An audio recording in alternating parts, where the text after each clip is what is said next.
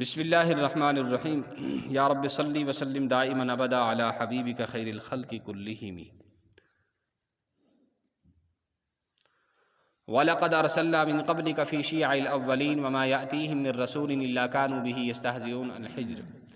ہم بھیج چکے ہیں رسول تم سے پہلے اگلے لوگوں کے گروہوں میں، اور ان کے پاس کوئی رسول نہیں آیا تھا مگر اس کی ہنسی اڑاتے رہے۔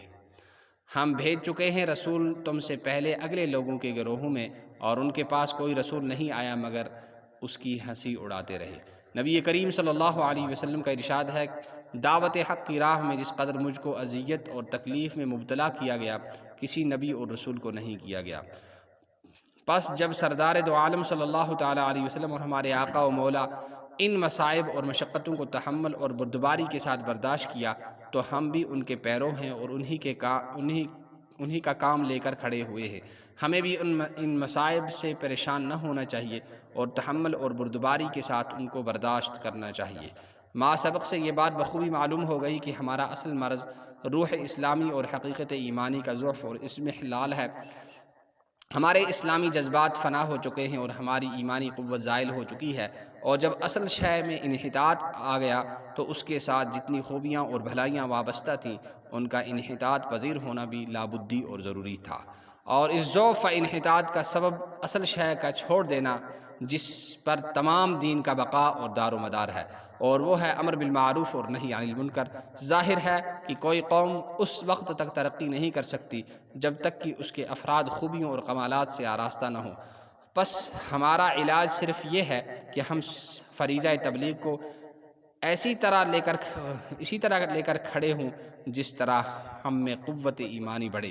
اور اسلامی جذبات ابھریں، اور ہم خدا اور رسول صلی اللہ علیہ وسلم کو پہچانیں اور احکام خداوندی کے سامنے سر نگوں ہوں، اور اس کے لیے ہمیں وہی طریقہ اختیار کرنا ہوگا جو سید الانبیاء والمرسلین صلی اللہ علیہ وسلم نے مشرکین عرب کی اصلاح کے لیے اختیار فرمایا۔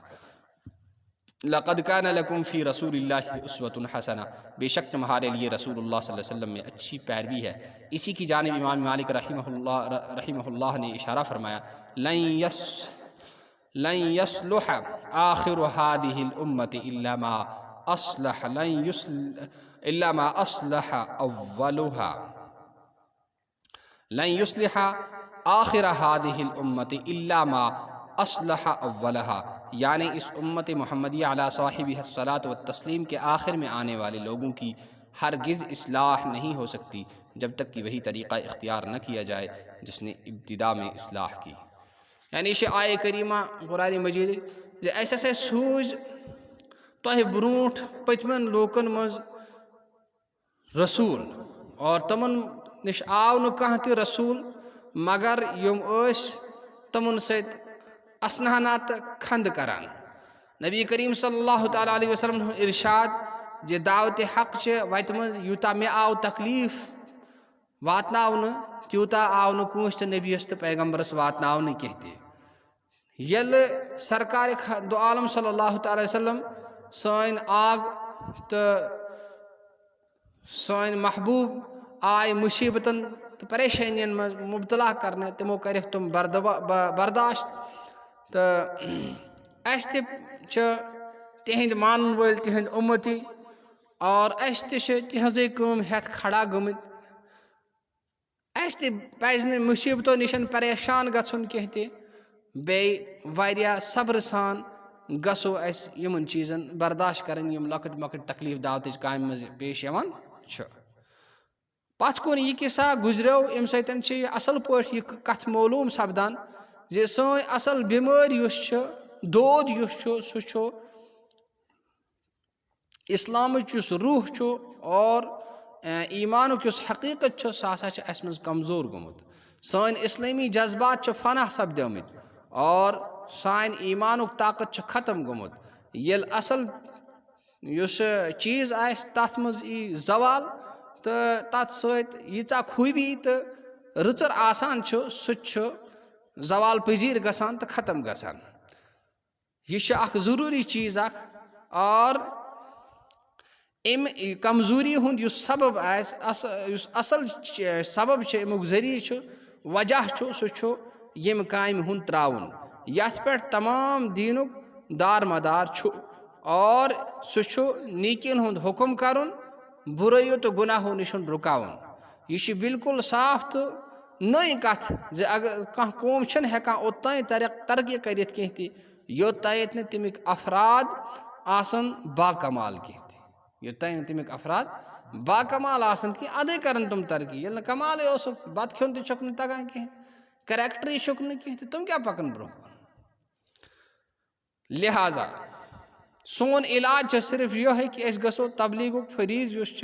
तथे पे गो कर ये मज ईमानुक ताकत बढ़ और इस्लामी जज्बात युम तुम फबन और गो खुदाइस तो रसूलस सल्लल्लाहु अलैहि वसल्लम पहचान बे इथे पे खुदाई सिंद युम हुक्म तथ तमन ब्रोह किन गो कल बुन कुन त्रावन और गो सुई तरीक इख्तियार करें